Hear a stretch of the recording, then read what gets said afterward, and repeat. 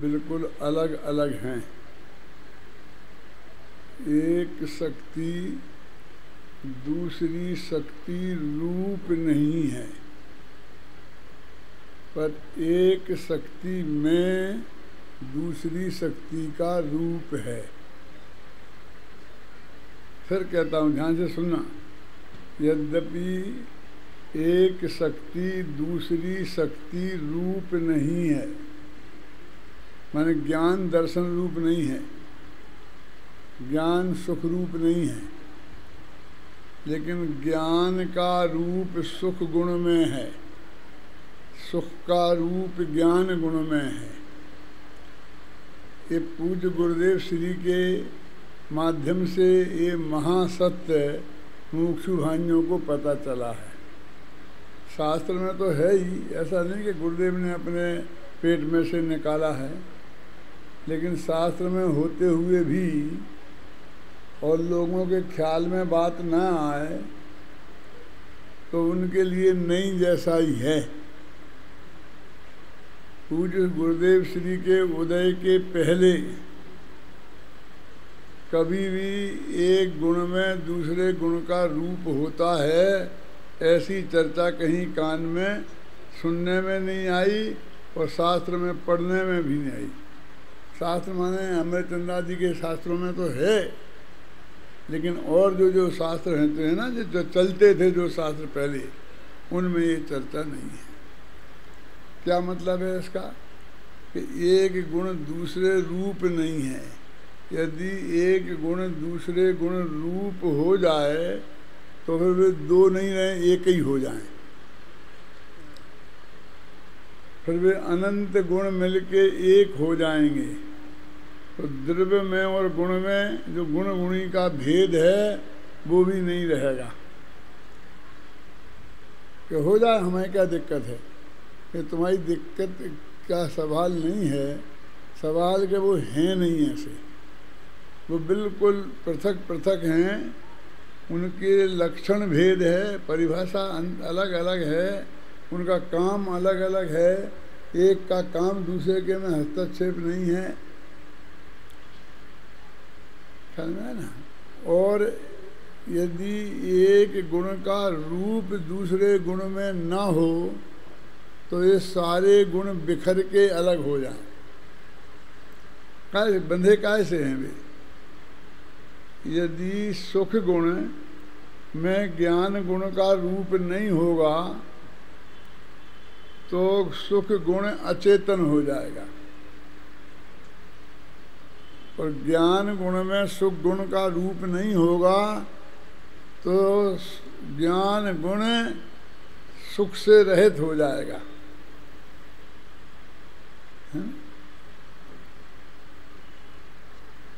अब ये तो और बातें हैं, लेकिन ये सबसे पहला गुण कौन सा है? सत्ता गुण जैसे अपन कहते हैं, अस्तित्व गुण कहते हैं जैसे, है ना। और यहाँ जैसे जीवत्व शक्ति कहा जा रहा है, यदि उस गुण का रूप किसी दूसरे गुण में ना हो तो उसकी अस्तित्व ही नहीं रहेगा, सत्ता ही नहीं रहेगी, यानी वो रहेगा ही नहीं। अस्तित्व माने सत्ता, होना। तो वो होने नाम का जो गुण है, अस्तित्व नाम का जो गुण है, वो ज्ञान गुण में उसका रूप नहीं हो, सुख गुण में उसका रूप नहीं हो, तो ज्ञान गुण और सुख गुण होगा ही नहीं,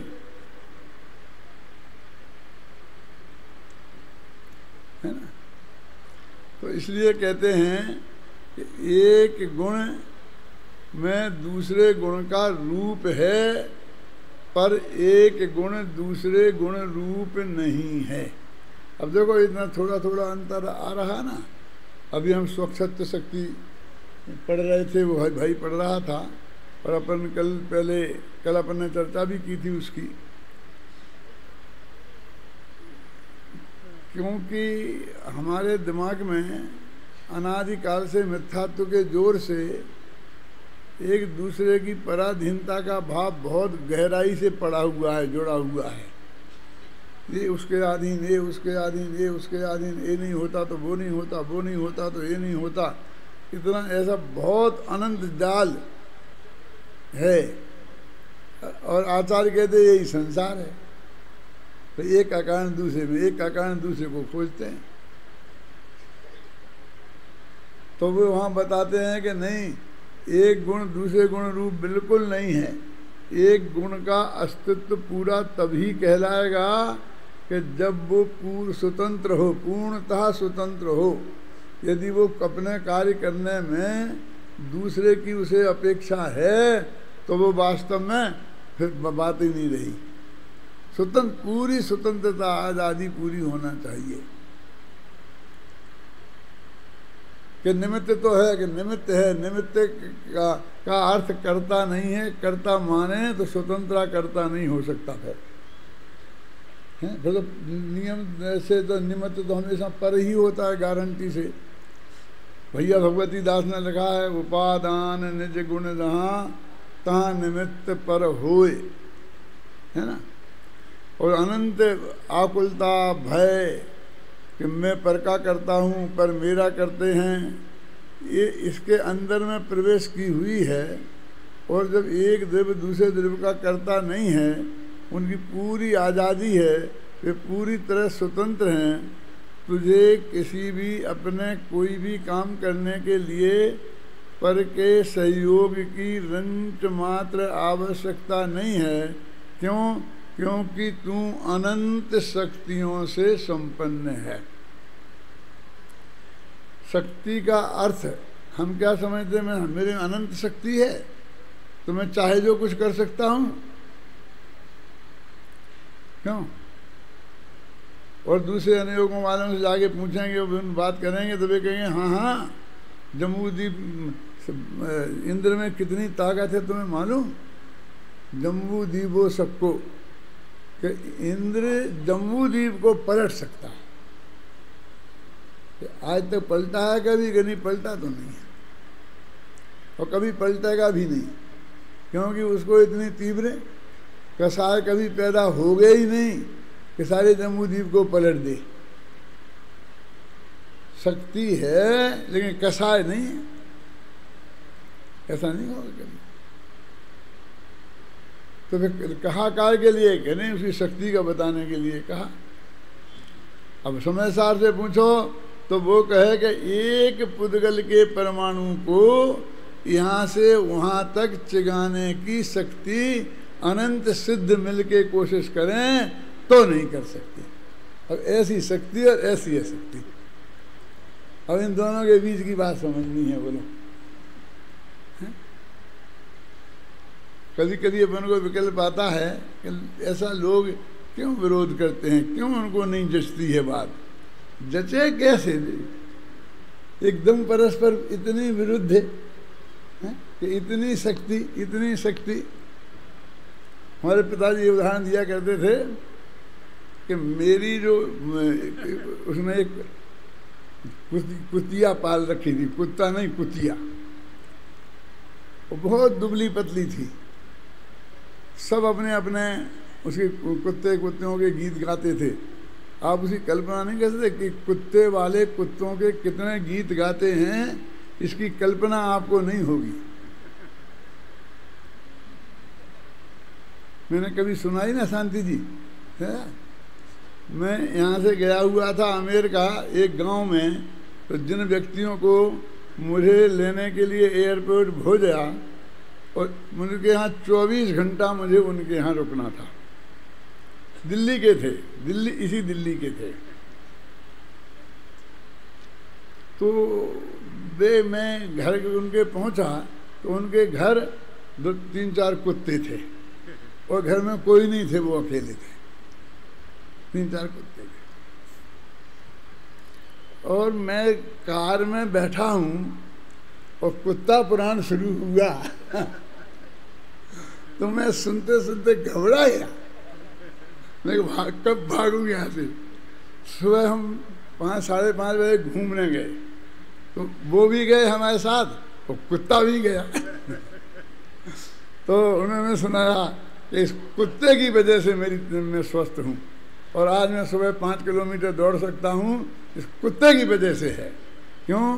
क्योंकि मुझे तो आलस आता था, मैं तो कभी घूमने आता नहीं था, इसलिए कुत्ते को घुमाने लाना पड़ता है, इसलिए मुझे आना पड़ता है। नहीं, कुत्ते को घुमाना लाना की क्या ज़रूरत है? नहीं, इसको लेटन करानी पड़ती है। नहीं, तो लेटन कहाँ करानी पड़ती है कि घुमाने लाता हूँ, जब इसको लेटन आती है तब जब आती जहाँ जब ये वह लेटन करता है, तो वो यहाँ ऐसा नहीं यहाँ कर नहीं सकते, तो मुझे थैली ऐसे लिए थे, हाथ में लेने रखनी पड़ती है, और इस जब वो लेटन करता है तो मैं लेटन को थैली में ले लेता हूँ, और यदि ज़मीन पे गिर जाए तो थैली में रखता हूँ और रखकर फिर जेब में रखता हूँ, फिर घर जाकर उसे लेटन में विसर्जित करता हूँ। तो इस तरह से मेरे को सुबह 5 किलोमीटर दौड़ने की आदत पड़ गई। इतनी मैं यहाँ वहाँ की बात शुरू करूँ तब तो चर्चा की तो बात बहुत दूर थी, लेकिन और भी गप्पे में यहाँ वहाँ की राजनीति की यहाँ की करने की कोशिश करूँ तो बाद में कुत्ता पुराना आ जाता। तब मेरी समझ में आया कि क्या क्या हो सकता है। तो मेरी पिताजी की मुझे याद आती थी कि वो कहते थे मेरी जो कुतिया है वो मन धरे तो शेर को टोर खाए। ये बुंदेलखंडी भाषा में समझेंगे क्या? मन धरे तो शेर को टोर खाए, माने यदि उसके मन में आ जाए तो शेर को जिंदा निगल जाए। टोर खाए माने उसे मसल के और खा जाए। ये टोर खाए का मजा सभी बुंदेलखंडी होगा, वही उसको ही आएगा, बाकी लोग नहीं समझ सकते हैं। मेरी कुतिया मन धरे माने चाहे तो शेर को टोर खाए, लेकिन कभी मन नहीं धरेगी। वो इसी बात के लिए जो सुनाया करते थे कि ऐसी बात नहीं कहते। क्या मतलब है कि मन धरे तो टोर खाए? जब मन कभी धरेगी ही नहीं तो कभी टोर के तो खाना ही नहीं है, माने ये मौका तो देखने को हमें मिलना ही नहीं है ना? ऐसा कहते थे। तो मैं सोचता था कि हम हंसते हैं इनकी बात पर, लेकिन हमारे यहाँ भी तो ऐसा ही लिखा है कि सौधर्म इंद्र चाहे तो जम्बूद्वीप को पलट सकता है, लेकिन कभी चाहेगा नहीं। बोलो क्या फर्क है इन दोनों में? बोलो आलिश जी, जम्बूद्वीप को पलट दे, सौधर्म इंद्र है तदभ मोक्षगामी। तदभ माने अगले भव में मोक्ष जाने वाला, एक भवावतारी है ना। और ऐसे जीव के लिए भी ये बात लिखी थी है ना। मेरे कहने का मतलब ऐसा होता है। तो यहाँ ये कह रहे हैं कि वो शक्तियाँ जितनी हैं, वो जो कुछ भी होना करना जाना है वो स्व के सीमा के भीतर ही होना है, पर में कुछ भी करने की रंच मात्र शक्ति नहीं है। अब हम इसे बोलते हैं ना शक्ति नहीं है, तो ऐसा लगता है कमजोरी है आत्मा में, ये कमजोरी है। लेकिन इसको हमारे आचार्य कैसे बोलेंगे कि कोई में कुछ नहीं करें ऐसी शक्ति उनमें है, इसको ऐसा बोलेंगे। देखो, त्यागोपादान शून्यत्व शक्ति। अब त्याग करना और ग्रहण करना इससे शून्य है, माने वे त्याग उनके जीवन में रंच मात्र आ ही नहीं सकता, वे उससे शून्य है। पर पदार्थ का ग्रहण तो आ ही नहीं सकता, त्याग भी नहीं आ सकता। वो त्यागोपादान शून्यत्व शक्ति से संपन्न है। तो देखो, जो शून्यपना भी, अपन तो त्याग अच्छी चीज को मानते हैं ना, त्याग करना तो अच्छी चीज मानते हैं ना, लेकिन हमें त्याग करने की शक्ति से हम शून्य हैं। तुम कहते त्याग करो त्याग करो त्याग करो, क्या त्याग करें? त्याग करने की शक्ति से तो हम शून्य हैं। यानी वो आचार्य देव जिसे आपको बहुत बड़ी कमजोरी लगती है, उसे वो शक्ति के रूप में गिनाते हैं। अब जो शक्ति शब्द का अर्थ तुम समझते हो, और जब आचार्य शक्ति की बात करें और तुम उसी अर्थ में खताते जाओ तो कुछ समझ में नहीं आएगा। वे शक्ति का क्या अर्थ करते हैं?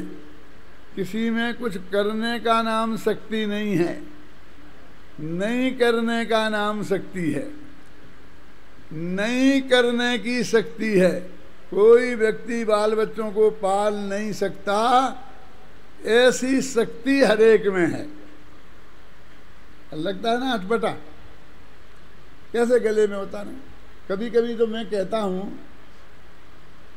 कि भगवान महावीर के प्रताप से, गुरुदेव श्री के प्रताप से अब हमको ऐसा काम मिला है, यदि इससे उल्टा काम हमें करने को बोलो तो हम 100 में भाग मेहनत में इससे 100 गुना करके बता सकते हैं।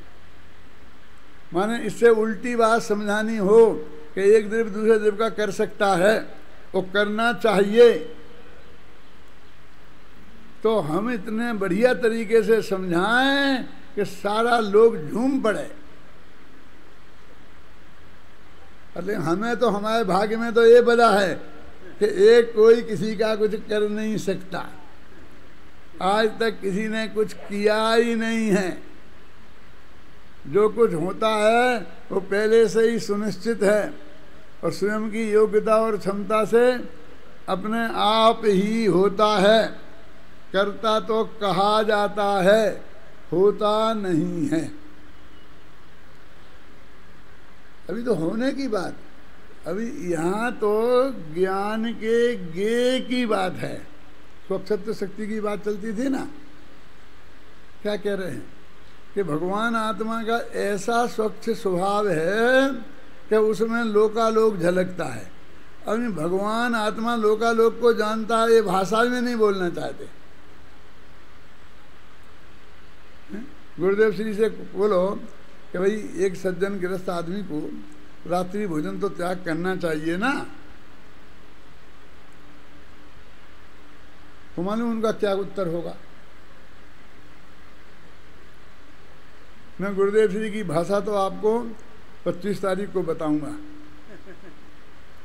कैसी भाषा है उनकी। अरे कुमार जी, यदि उनसे कहो तो वो क्या जवाब मिलेगा? उनके परमानेंट जवाब हैं। उनका जवाब होगा कि ज्ञानी जीव को रात्रि में भोजन का भाव आता ही नहीं है। नहीं, वो संकल्प पूर्वक त्याग करेंगे ना कि मैं रात्रि भोजन नहीं करूंगा, क्या अकेला भाव ही नहीं आएगा कि हाँ उस भूमिका में ऐसा संकल्प पूर्वक त्याग करने का भाव आए बिना रहता ही नहीं है। उसको भी वो इसी भाषा में बोलेंगे। तो ये कह दो ना करना चाहिए, कि जिसके कारण तू ये कहलाना चाहता है कि हम कह दें करना चाहिए, उसी वजह से हम ये कहना नहीं चाहते। तुम पर का कर्तृत्व का पोषण करने के लिए हमारे मुँह से ऐसा कहलाना चाहता है, और हम पर का कर्तव्य पोषण करना नहीं चाहते।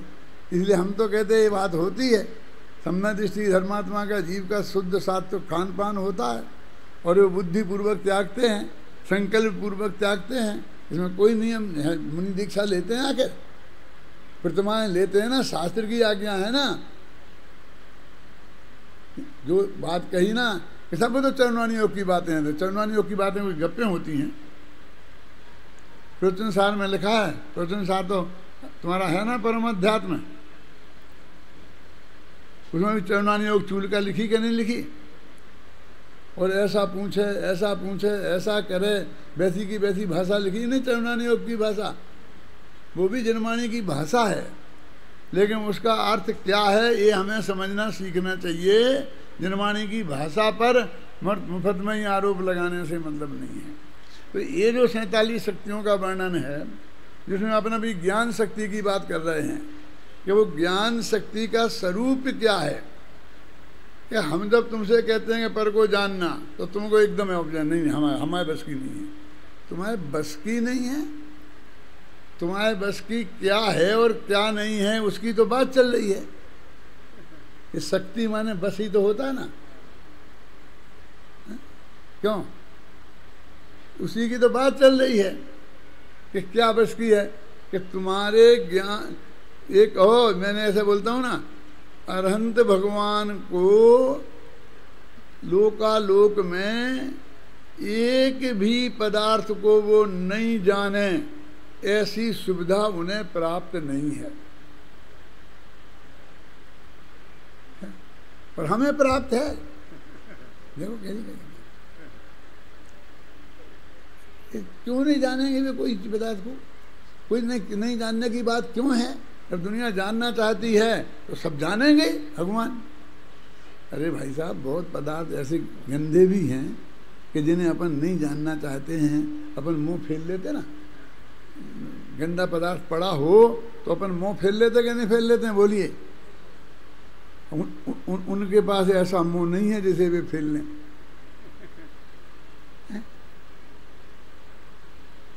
वो उनके ज्ञान का गेप बनेगा ही। अपन को भी कभी कभी दिखाई जाता है, अपन नहीं चाहते हुए भी।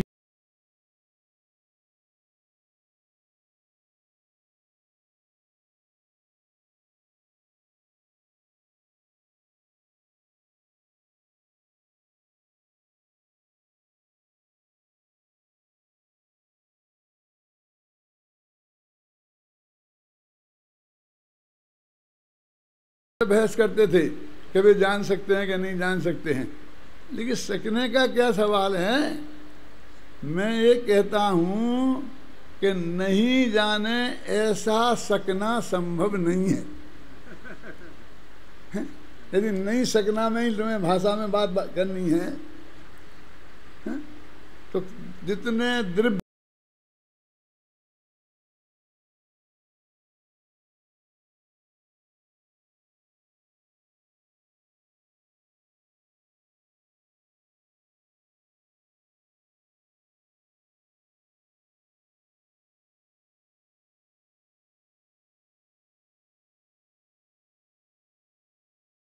तब नहीं, अभी अभी नहीं, प्रत्येक समय जानते हैं।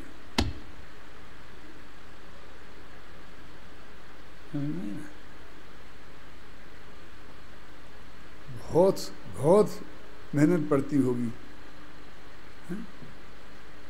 बहुत मेहनत पड़ती होगी। क्यों? तो दूसरा कोई पंडित होता तो जवाब देता, पढ़न दो, है ना अनंत वीर उनमें। अनंत वीर का क्या करेंगे? छाती पड़े, शक्ति कितनी है, अनंत वीर है। इसके लिए है, जिसको अनंत वीर इसमें दिखता है। अरे उसको अनंत वीर की जरूरत क्या है? उसका तो वो सहज स्वभाव है, उसका तो वो बहुत सहज स्वभाव है, वो तो उसका स्वभाव है।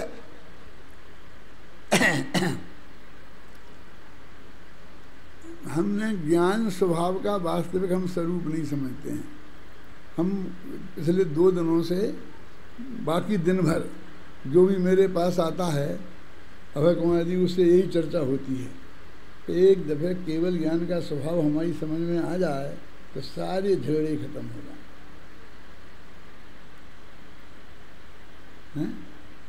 कोई कुछ कहता है, कोई कुछ कहता है, कोई कुछ कहता है। मुझे क्या बात कर रहे हो? हमारा बौद्धों से झगड़ा ही इस बात का है। गुरुदेव की भाषा में बात करूँ ना थोड़ी, तो पर पदार्थ से ज्ञान नहीं होता है। पर पदार्थ छे माटे ज्ञान थाय एम पण नथी। क्या कह रहे हैं? वो ये कह रहे हैं कि ये रूमाल से तो मुझे ज्ञान होता ही नहीं। कहा का रूमाल का, और किसी का नहीं। अपने जो चीज़ है जिसका ज्ञान हो रहा तो उसमें वो तो कारण है। मैंने ये पदार्थ तो ज्ञान का कारण है। तो वो कहते कि नहीं, ये से ज्ञान की उत्पत्ति नहीं होती है। खेमचंद भाई का एक वाक्य किसी को याद हो, यहाँ लोग बैठे हैं जिनने सुना है, इसलिए मैं कहता हूँ हाथ उठाना। गे थी ज्ञान न था, क्या गे के अनुसार ज्ञान नहीं होता है, ज्ञान के अनुसार गे जाना जाता है। अन्ना जी ने हाथ उठाया। अभी और श्री राम जी बैठे हैं, होंगे तो और भी ऐसे लोग मैं जानता हूँ कि जिनने सैकड़ों बार हमारे साथ सभा में बैठकर खेमचंद भाई से ये बात सुनी होगी। बात तो गुरुदेव की ही है। क्या गे के अनुसार ज्ञान नहीं होता, ज्ञान के अनुसार गे जाना जाता है। क्या कहते, ये 3 उंगलियां हैं, तो समझना क्या कह रहे। आपको लगेगा कैसी अटपटी बात है जी। ये 3 अंगुलियां हैं, तो आपने इसे जाना, तो ये आपने जाना कि ये 3 अंगुलियां हैं।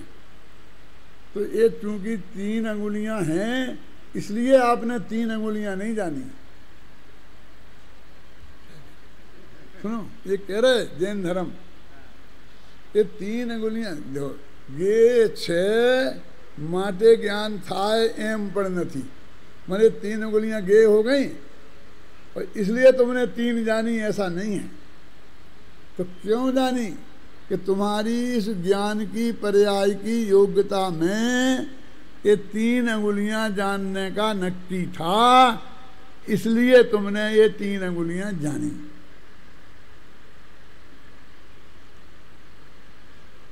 बौद्ध कहते हैं कि नहीं 3 अंगुलियां हैं इसलिए जानी, जैन कहते हैं कि नहीं इसलिए जानी। अब अंतर समझ में आया। अब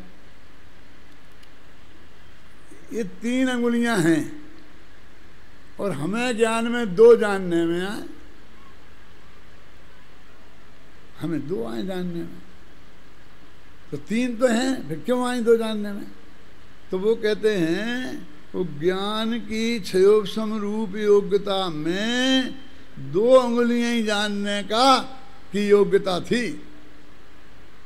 इसलिए वे 2 आई। 3 होने से क्या होता है, क्योंकि गे से तो ज्ञान की उत्पत्ति होती ही नहीं। और उसके लिए वो माणिक नंदी आचार्य का सूत्र, माणिक प्रमेय रत्नमाला ग्रंथ है एक, अनंत वीर आचार्य ने टीका लिखी है, माणिक नंदी ये ग्रंथ है। तो उनने ये बात समझाते समझाते ये कहा कि हमारे सामने जो चीज़ हो वो हमें ना दिखे और सैकड़ों मील दूर बैठी हुई चीज़ दिख जाए, ऐसा होता है कि नहीं होता है। तो फिर बताओ क्यों होता है। क्योंकि हमारे ज्ञान में उस समय उसको ही जानने की योग्यता थी और जो सामने चिल्ला रहा है उसको हमारे जानने की योग्यता नहीं थी।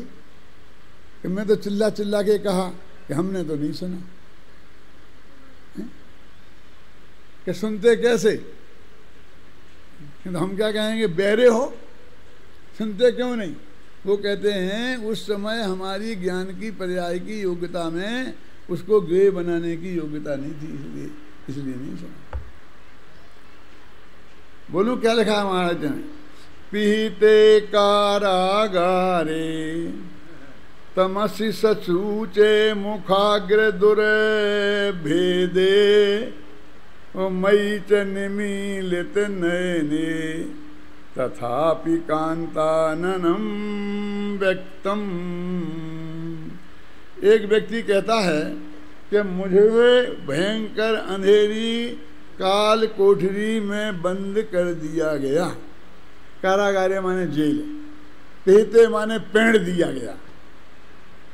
पहते कारागारे, कैसी जगह थी वो कि वो कोठरी थी तो अंदर से काले कलर से पुती थी। भादों का महीना था, आकाश में भयंकर बादल आ रहे थे काले काले, घना अंधेरा था, अमावस्या की रात्रि थी और सुई के अग्रभाग के बराबर भी उजेला कहीं दिखाई नहीं देता था। सूची मुखाग्र दुर्भेदे, सूची के मुख के अग्रभाग से भी दुर्भेद था, ऐसा भयंकर अंधेरा था।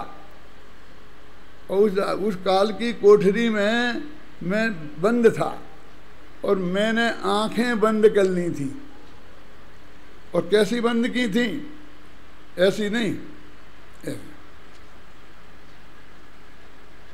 समझ में आया ना? क्योंकि ऐसी में कुछ दिख सकता है, कुछ नहीं तो उजला सा दिखता है ना नरेश जी। निमीलित अच्छी तरीके से बंद करना। अब तो कोई दिखने का चांस नहीं है, अब तो कुछ नहीं दिखेगा। क्यों भाई साहब? फिर वो कहता है तथापि कांताननम व्यक्तम, तब भी मुझे अपनी पत्नी का मुख साफ साफ दिखाई दे रहा है। ऐसा आचार्य ने लिखा, अनंत वीराचार्य ने। क्यों? क्योंकि मेरी ज्ञान की पर्याय की योग्यता में उस समय पत्नी का मुख देखने की योग्यता थी। अब सामने क्या था कि हाथ सामने थे, फिर जेल की काली कोठरी सामने थी, फिर जेल थी, है ना, अंधेरा था, क्या क्या चीजें नहीं थी बोलो? नहीं। तो जिस मेरे ज्ञान की योग्यता पर निर्भर है, और ये तो हमारे तुम्हारे अज्ञानियों के, अल्प ज्ञानियों की बात है, केवल ज्ञानियों की तो नहीं है ये बात। क्या समझ में आया? केवल ज्ञानी की तो ज्ञान का क्षय उपशम होता ही नहीं, उन्हें तो क्षय है। इसलिए सारा ही लोकालोक का प्रत्येक पदार्थ अपनी प्रत्येक पर्याय के साथ ही दिख रहा। तो क्या दिखे और क्या नहीं दिखेगा, समस्या कहाँ है? समस्या तो जिसको कुछ दिखता है और कुछ नहीं दिखता है उसकी है। तो इस समय हमें क्या दिखे और क्या नहीं दिखे, इसका निर्णय कौन करेगा? तो हर एक कहते हैं कि ये सही है, मेरे हाथ में होना चाहिए। कम से कम ये निर्णय तो मेरे हाथ में होना चाहिए। क्यों? कि मैं किसको जानूं, मैं क्या करूं क्या नहीं करूं, प्रवचन करूं कि नहीं करूं, ये सब मेरे हाथ में नहीं है। वो तो सब ठीक ठाक है, लेकिन मेरा ज्ञान है और जिन पदार्थों को मेरे में जानने की योग्यता है, जैसे मैं आँख से काला पीला देख सकता हूँ, तो उन पदार्थों में मैं जिन पदार्थों को जानना चाहूँ उनको जानूँ और जिनको नहीं जानना चाहूँ उनको नहीं जानूँ। इतनी आज़ादी तो मिलनी चाहिए ना। हाँ वीर सागर, ये न्याय शास्त्र के आचार्य क्या कहते हैं देखो, इतनी आज़ादी तो मिलना चाहिए। तो मिलने क्या चाहिए, मिली हुई है। आप समझते क्या हो? आज़ादी कोई किसी से भीख में नहीं मांगी जाती है, पुरुषार्थ से की जाती है, और हमने किया। अरे कहते हैं तेरे कुछ नहीं, अनादिकाल से ये पहले से ये तय है कि इस समय तेरी ज्ञान की पर्याय का ज्ञेय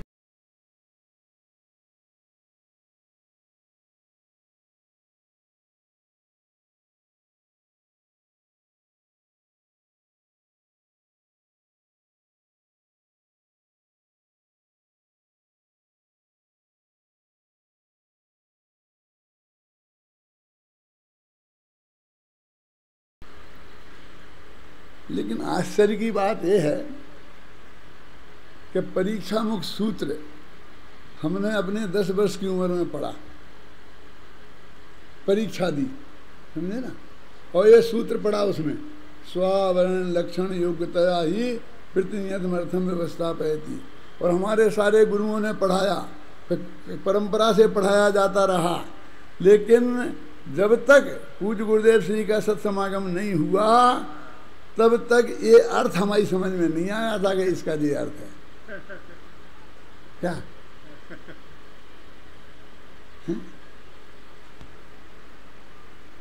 मुझे गुरुदेव न्याय शास्त्र नहीं पढ़े, कुछ नहीं पढ़े, व्याकरण नहीं पढ़े हैं, गुजराती पढ़ी और उसमें वो हमें सुना रहे हैं। ज्ञान की पर्याय के अनुसार ज्ञेय जाना जाता है, ज्ञेय के अनुसार ज्ञान नहीं होता। उनके मुँह से सुना तब समझ में आई ये क्या कह रहे हैं। अब देखो प्रकरण क्या है, किसी की भी दृष्टि से ओझल होना नहीं चाहिए। वीर सागर क्योंकि मोटी मोटी बात है, बौद्धों का और जैनियों का झगड़ा चल रहा है। प्रश्न ये है कि हमारी जो ज्ञान की पर्याय है, योग्यता है ना हमें जानने की, जिसको भी जानने की योग्यता है, जिसको नहीं है उसको एक तरफ रखो। जिसको जानने की योग्यता है उनमें से मैं किसको जानूं और किसको नहीं जानूं, अनंत है ना पदार्थ, तो सबको तो एक साथ जान नहीं सकता। तो मैं अभी इस समय किसको जानूं, इसका नियामक कौन है, ये प्रश्न है। समझे ना, न्याय की भाषा है कि नियामक, इसका नियम कौन बनाए कि किसको जाने किसको नहीं जाने। तो बौद्धों ने कहा कि उसमें क्या है, जो सामने आ जाए उसे जाना, झगड़ा खत्म। क्या एक किताब मुझे एक देनी है कि किसको देनी है, कि बस कुछ नहीं, अभी ऐसे आंखें खोलना और जो तुम्हें पहले दिख जाए उसे दे देना। सीधा सच्चा है ना, कोई झगड़ा तो नहीं ना। अब वो कहेगा नहीं भाई साहब, एक किताब जिसके भाग्य में प्राप्त होना अनंत काल पहले से नक्की है ना, एक किताब तुम उसको देना, भैया हाथ जोड़ते हैं। कितना कठिन काम है। अब सुनो उसका उत्तर।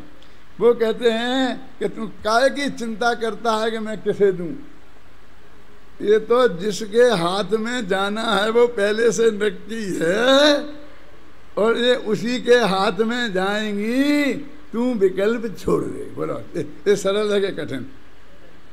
और पहले तरीके से बहुत कठिन था उसको देना, कि मैं खोज के लाऊं और उसको एक किताब दूं। ये झगड़ा हुआ किनका, बौद्धों का और जैनियों का। तो बौद्ध कहते हैं ज्ञान ज्ञेयाकार होता है, वो स्वच्छत्व शक्ति में बता रहा था अभी, ज्ञान ज्ञेयाकार होता है, ज्ञान ज्ञेय से उत्पन्न होता है, और ज्ञान ज्ञेय को जानने वाला होता है। इसको बोलते हैं तदाकार तदुत्पत्ति और तदध्यवसाय का सिद्धांत। ये सुना ही नहीं होगा कभी। अब मैं तो किरमत पर्याय में लिखा, नए चक्र में लिखा, और 2-4 किताबों में लिखा होगा, तो सैकड़ों व्याख्यानों में कहा, हर विदेश में, देश में, सब में। अभी फिर भी तो आपके लिए बिल्कुल वो अपरिचित है, और पहली दफ़े सुन रहे, तो इसीलिए मैं क्या करूं। ऐसा ही करते रहना, तो दोबारा कभी मैं आऊं तब भी मुझे कुछ नया नहीं सोचना पड़े, यही कहूं और आप कहें क्या गजब की नई बात बताई। उतना नहीं पड़ती ही नहीं, क्या कर। ये बात में इसी भाषा में, बिल्कुल इसी स्टाइल में सैकड़ों बार कह चुका हूं, गांव गांव में, और लिखा है, नहीं आता, ध्यान नहीं जाता। फिर कहता हूं सुनो ध्यान से, कि हमारी ये वर्तमान ज्ञान की पर्याय, हम सोते से जगेंगे और जगते ही पहले समय जो नींद खुली तो हमें क्या दिखाई देगा, तो हम जो देखेंगे वो दिखाई देगा, कि नहीं जो सामने होगा वो दिखाई देगा। अब हम कहते आज तेरा मुंह देखा, दिन भर न मालूम क्या खराब हो जाएगा, बोलते कि नहीं बोलते? हम किसी कहते हैं, वो कहता है जो सामने होगा उसे देखेंगे। बौद्ध का जवाब है। जैन आचार्य कहते कि नहीं, तुझे फिक्र करने की एक जो तुझे वो देखना है कि जो उस समय की पर्याय को जानने की योग्यता अनादि से उसकी है, वो देखना है। अरे माथा मैं कैसे खोजूं उसे, कि मूर्ख तुझे कुछ नहीं खोजना है। जो फर्क क्या राजेंद्र, फर्क है ना, हमें उसमें अनंत बोझा दिखता है कि हमें वो चीज खोजनी है, कि हमारी उस ज्ञान की पर्याय की योग्यता में क्या जानना लिखा है। अब वो तो केवल ही भगवान जाने, हम जानते नहीं हैं, तो कितना बोझा वाला काम हो गया। और आचार्य कहते हैं कि तुझे कुछ करना ही नहीं है, हम तो कह रहे हैं वो ही दिखेगा, दूसरा कुछ दिखेगा ही नहीं। तो फर्क समझ में आया कि नहीं? क्या बकलीवाल। देखो भाई, मैं तो सच कहता हूँ कि सोच सोच के तो खुद ही खुश हुआ करता हूँ, पागल जैसा मुस्कुराता रहूँ। लोग कहते काय को हंस रहे, तुम्हें क्या बताएं काय को हंस रहे। अकेले बैठे बैठे हंसते रहते हैं।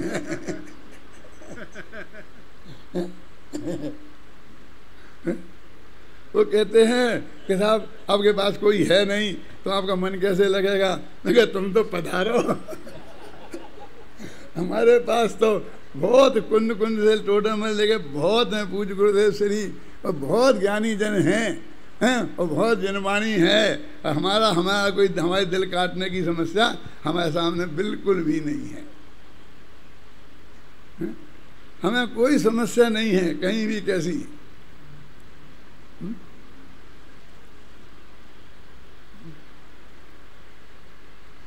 अभी हम गए थे वहाँ पर, तुम्हारे दक्षिण भारत में कौन सा गांव था वो?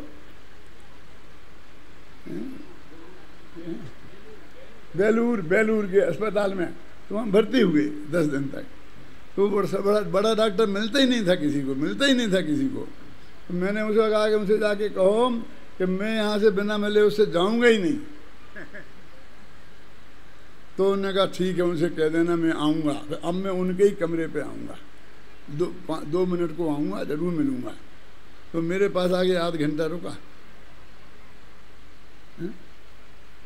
बोले मैंने ऐसा मरीज नहीं देखा, इसे मरने का डर ही नहीं लगता। ऐसी बात नहीं कर। मैं तो समझ रहा था कि वो ऐसा हमारा लेटा होगा, ऐसा होगा क्या अभय जी अभय तुम्हें देखेंगे। ये तो खिलखिला के हंस रहे, बात कर रहे, और सब बात कर रहे हैं। बोले अच्छा आप यदि जिंदा रह जाएं 2, 5 साल 10 साल तो आप क्या करेंगे? अरे मेरे का बहुत काम है, हमें चल ही रहा है, इतने विद्यार्थी पढ़ रहे हैं, किताबें लिखी जा रही हैं। एक ऐसी क्या समस्या है? कोई समस्या नहीं है, रहेंगे तो। और नहीं बचे तो कोई बात नहीं है।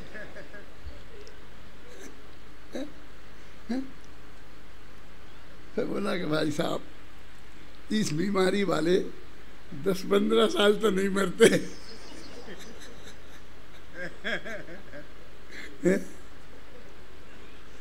वो एशिया का सबसे बड़ा डॉक्टर है उस बीमारी का।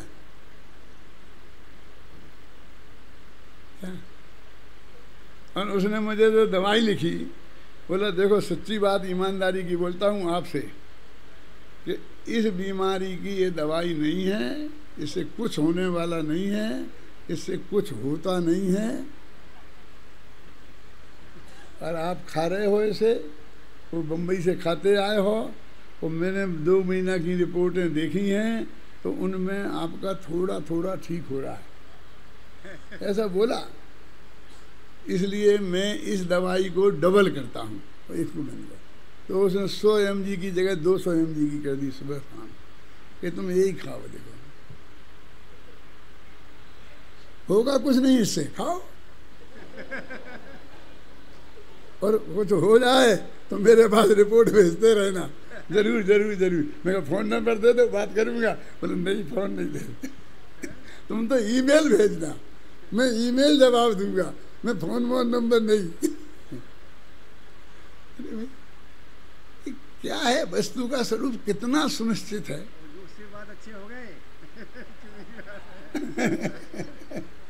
बीमार हो गया और ये अच्छे हो गए।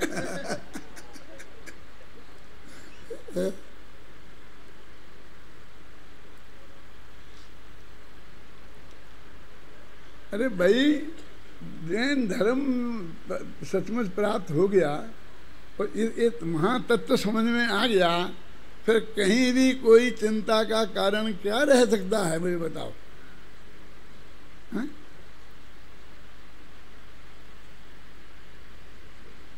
क्या कह रहे, क्या बात चल रही है? प्रत्येक ज्ञान की पर्याय उससे क्या गे जानने में आएगा, ये बात अनंत काल पहले से नक्की है। और ये बात उस किताब में लिखी है कि जिस किताब को हमारे विद्यालय में भर्ती पढ़ने आता है तो पहली साल पढ़ाई जाती है, क्योंकि एक ही साल में भाग जाए वो, तो ये बात पढ़ के जाना चाहिए। और हमने भी पहली साल में पढ़ी थी, मेरे नाम विद्यालय में जब गए थे हम दादा, तो हमने भी पहली साल में पढ़ी थी एक किताब में, उस किताब में ये बात है।